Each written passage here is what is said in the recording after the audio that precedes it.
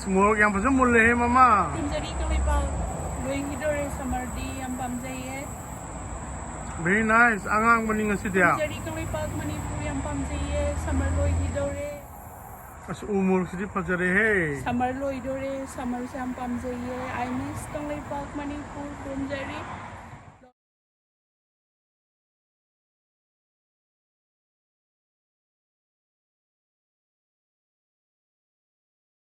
Kurumzari kang ipag Manipura ko sa sidi yendemga tibi se am pal am pamzai thangjing la ek tibi am tan tizadra yendemga tibi ga si enen ngari ngale morotik bakara and then morong makup arau bada makup and then yendem gang so and then Ngaga cengkru ka kai. Senkru ga de khoi de gi son ba oyster Mushroom, Marian mapan, kongdrum mapan, and then Marian maton sukre. Ya, tongzeri, krumzeri. Senkru se ina hunjabani. Pwede lagi, ngaga roga tongzegi. Kami na maswagi. Lira di hapun je. Asige oyster mushroom zaman ni chongi. Aduga, punna. Debi may yung chaga singju tongzegi. Debi se ampala. Matak na Sorry, hey. Mari sa pini ay di visa. Ito oge ka, amo ko ni jage. Lepak tu loi kan tu. Nik chok da dia, oi mapa.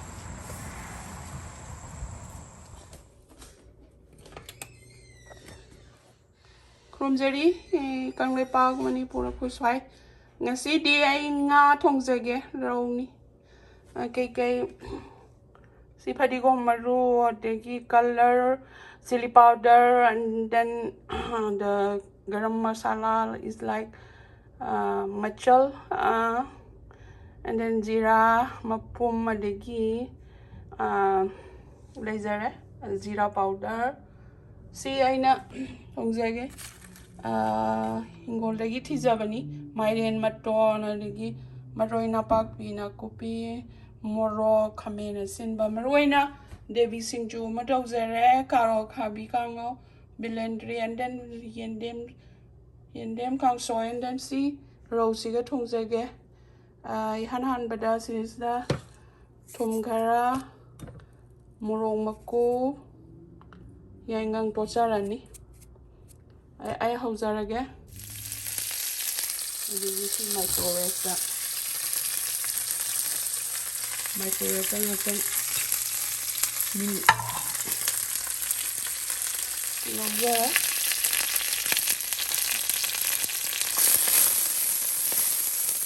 hatatan Ngaga bagaimana ito ihapsar boleh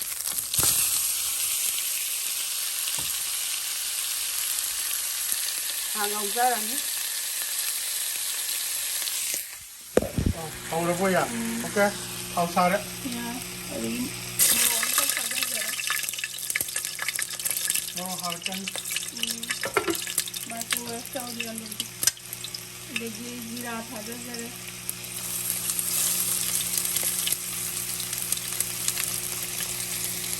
Juga noi ba insai magay na pa ko na ko pili na mata. Na Marian mapan. Singku managa singku makokra.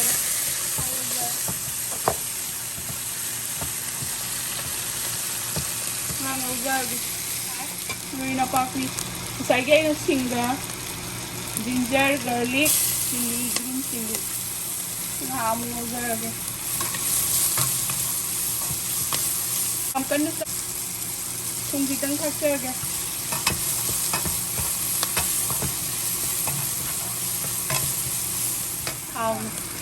Itang kasaga. Diba ay kano sa gaingang morong ako, kadigom malu sa hapsaga. Sige zira agasi kitang gosa lag pada hapsag zira makuka kiri kaya sila machal sila tinggal lagi ay so ay nag-usal lagi sa onje Ay lang ang toy, di ba? Ito po teki. Yeah, si Day sila. Ay, kano to yun. Tingnan nila. Tingnan din. Sising yun ang hot lagi.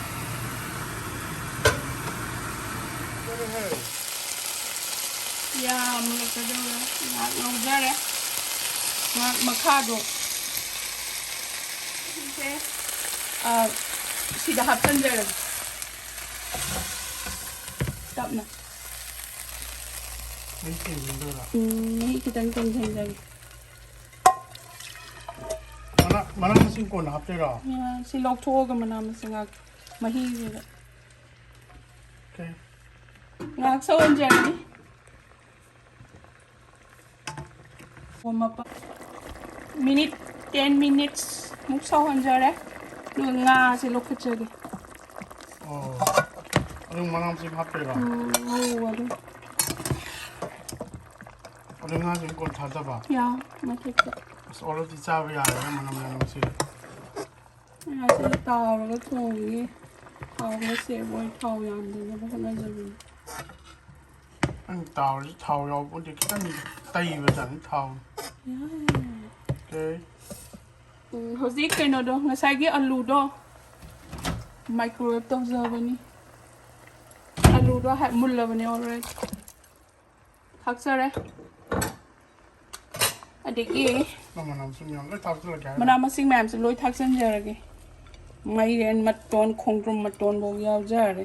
Say by the way, si heri bol su taksan jarage. Kuya macha mapalami.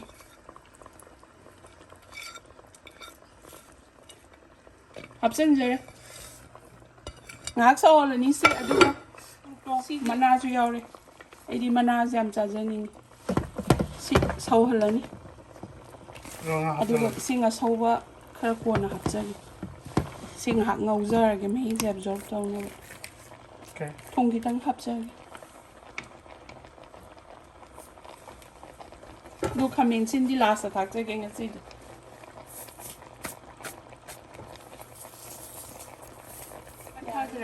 Muli no mo. Ya. Mos mulla ban.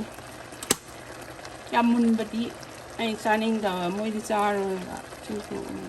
Ay sing tak jarage asa wala jare. Singa takta siya ni.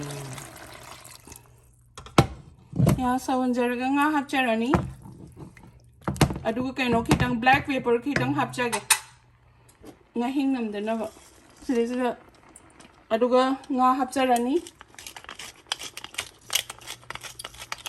Black pepper hapis nga hing sayang ha. And then sea sour ani nga hapjarani. Yeah. Aduga kaino to jarani. Nakaro kabi kang owe mani mama. Okay.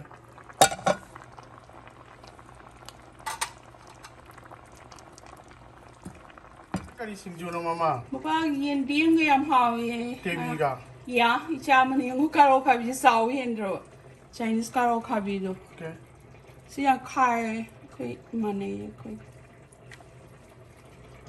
Kolam ni kari kara karo kabi manna kai ka pong hawai hekjar re. Thai lo ba. Sanjare. Wow. Yung say maroi marang do aligi morote pa sang ba. Okay. Ano, kitang taksag. Oh, kabi. No, is Right. okay. Sina kaino sila no makama pa. Sina kaino. Ako di gihek pangagdan ni sige. Yendem kang soy. Yendem kang soy ni mapa. Sidi. Singju. Yendemga tekpiga singju ni. Ada Sina ko na ba. ako mapadiin hando ay nakakpi da ba magi. Madi susa dam ni na ada tebi do i khaktra bra ay nungalaga. Yusiri khage mapa. Ari kya chaling de. Ya. Sina ngasai Sige. Rohu ka manamasinga thong do sila. Ya. Okay. Yam tot sage. Patingom de pibiu wa khaksage. Ari ka lang kon chaling de. No. Karo kabi kang hong. Yeah, karo kabi kang ho. And then belendriga Yendemga. black pepper thai, cumin thai, yerunga. Yung cha mo yung mani na. Yeah, yung samaro ilo. Okay. Ikai dana. Yeah. Yeah.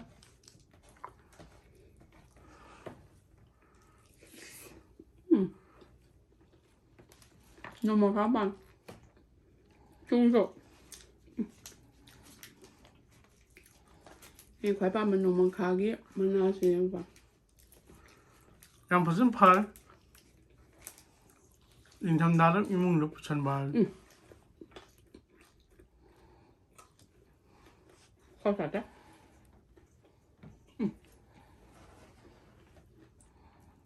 커서래. 우모로 실람을 해주죠. 우모로. 이제. 바나나 페퍼네 봐. 우모로. 오케이. Sani ơi, mà nhầm lại ơi. Vâng lại. Mà làm nữa. Mà làm lại. Video. Thông hoán phá lên thằng chạy. Hào ra. Sao?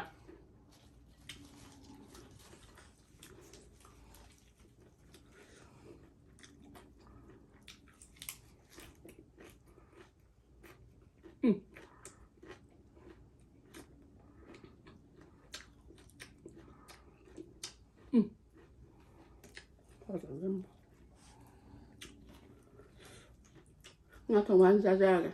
Cô mà bán chào. One sao. Singju ăn bao giờ rồi. Singju kamin mà na lối số đấy. Singju xem bao giờ. Rau tôi nè thùng em hao ai xa đấy. Very nice.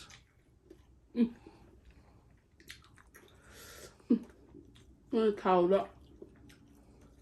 Mà bán tàu kìa, tàu biến.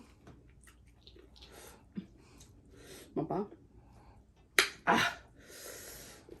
Không thể luôn.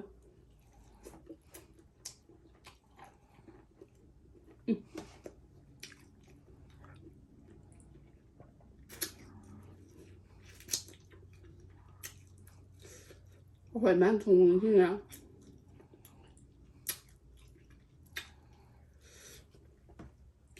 Thầu đứng dâu lò rồi. Thầu em nên thùng rất. Không sao đấy.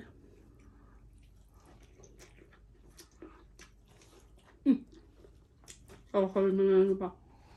Pale massage ka pale danya. Pale. Pale in the end. Nhưng sao không biết đó? Anh kêu nhưng sao không nhớ nhau quá. Thành được cấp đấy. Thabi am sare torbot pale torbode khongdrum pale maren pale Hawaii mana yendem very good. Simangare kano. Karo khabi marina khabi pale maran pale saugri yam phare. Sonra đi uống nữa. Làm gì vậy luôn? Ya karo khabi ji. America da Hawaii. Bên đi ạ. Pretty good. Hả? Nó sao không đem đi ra đây? Urak nè em lấy ra chứ. Nó xem sao chứ xí này khui đấy. No mà bạn. Nó xem sao cái thu nó pal. Không phải đâu. Mà nào anh trả chơi. Mai pan da zumana di phange.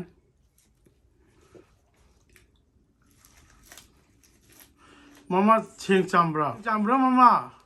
Vẫn sao em ba. Okay. Được bộ.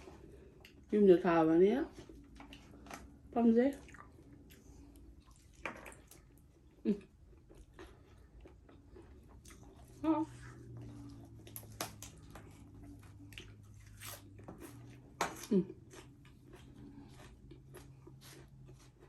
Nhớ chưa?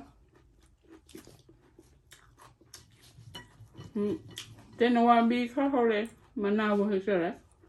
Tên nó mà vẫn là why thing. Mà sao rồi số. Pan đâu man đấy. Mà nào đi sao rồi kìa. Bao phâu ya đấy. Sao lắm đấy. Ay, não te quero, para logo. Hỏi xong vậy.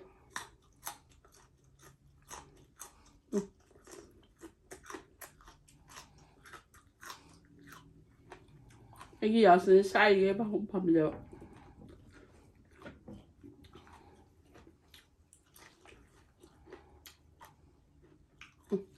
어?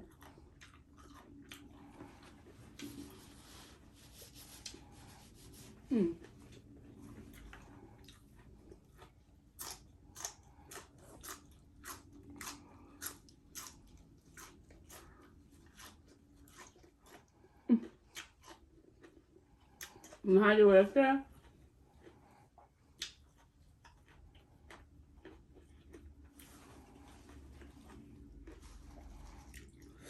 Adobo. Ya diam pan bire son. Ya diam section bio.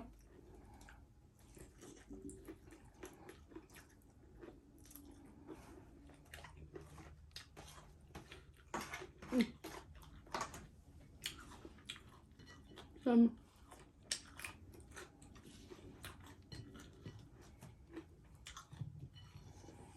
Haore maba. Malika se yaar. संसार सिदा फजन सावा अब बतावा बनाना paper नहीं आ पाया हूँ कोई पालेगा या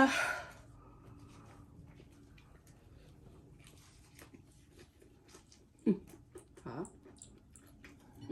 कौन कौन इन्हें काम करे हावे कोई माँ Yende mong phố lên ninh cho bạn sống nên bạn tan và sáng vậy sao năm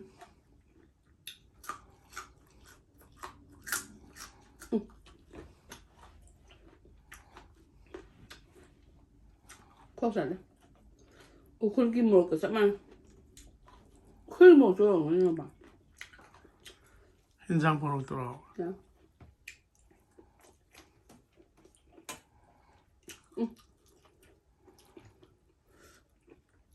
Tengok mana ni sendok tadi. Main mapan, sebut mapan, adigi. Singkro, pasal putar kere, am hawa. Ya. Rohu tuang hawa. Cái Manipuri Mukbang thảo đấy. Quên phai ra đấy. Không bao. Chinese karaoke bị đó. Sungjan ngava. Aman di pale jangan panin dia. Palay, I don't know. Gamla ada pan mana? Khabrem. Kha.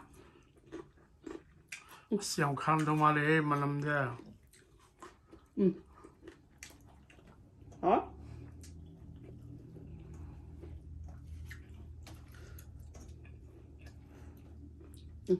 Khó sạch đấy.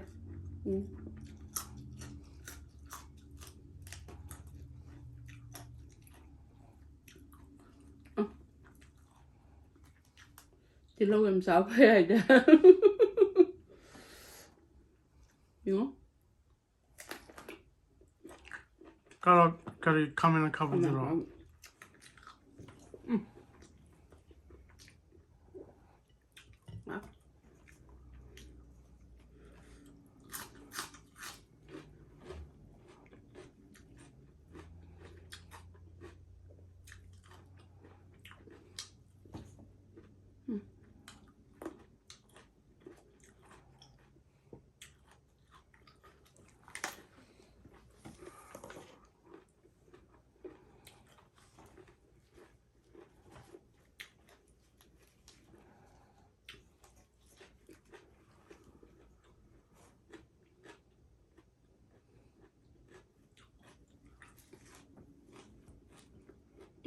Có phải mà nó nào đâu hả?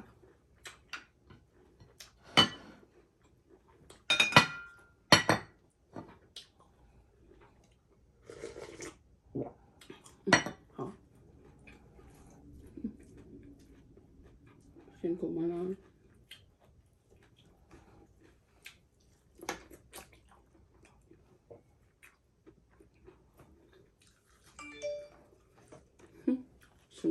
봐.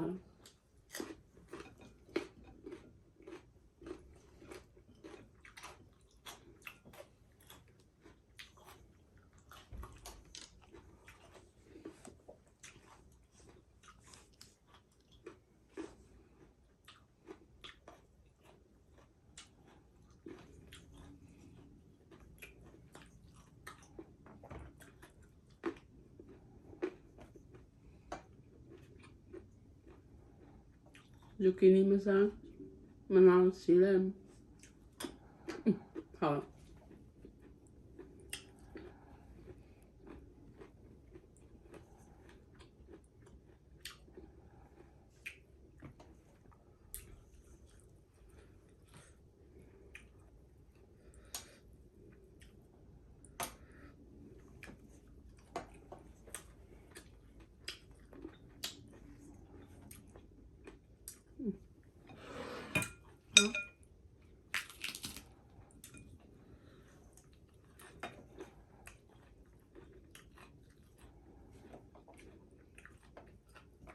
Dạ.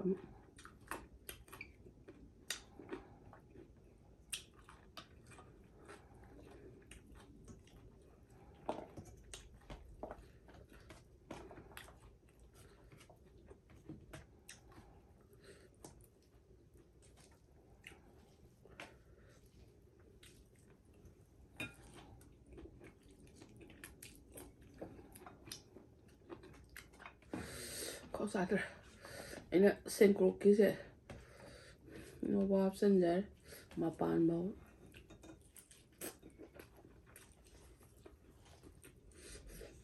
okay sulai lai din tang ni sai ha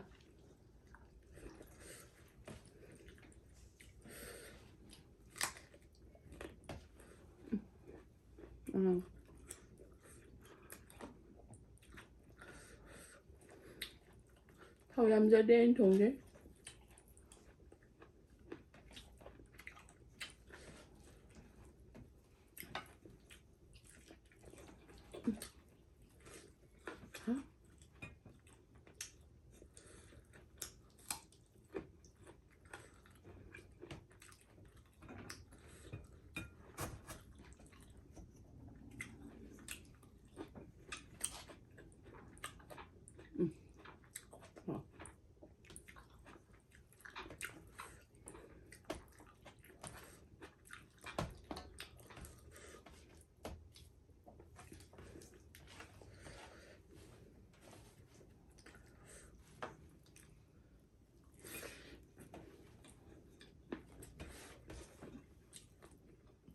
Baby şimdi ha. Đi phở sao đấy?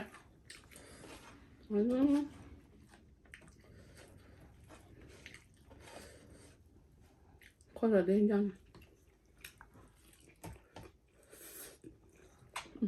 Hả?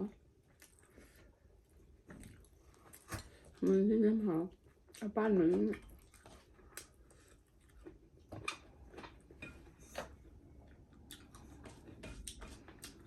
Ay, beri sayın de.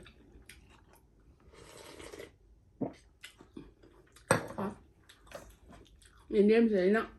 Masama ya. Doksuda suyacağım bak.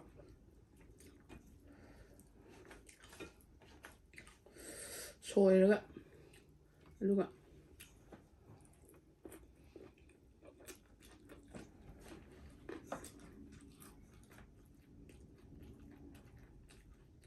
Ha?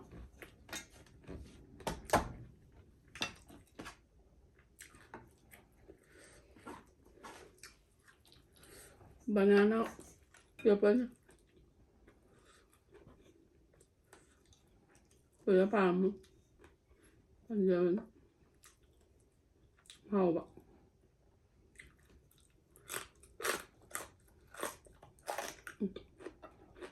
Mình xỉa. Sao đi thay rồi?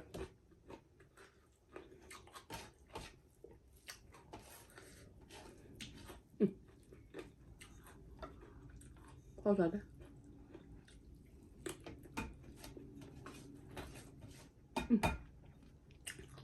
กินกุ๊กก็ทงเช็ดค่ะโอเคนี่ทางสุดท้ายน้ำซาเนี่ย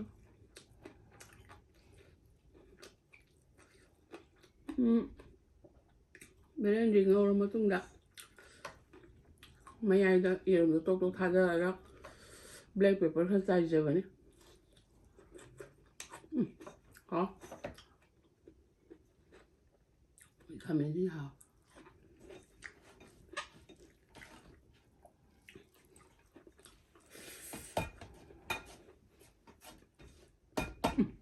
Ha.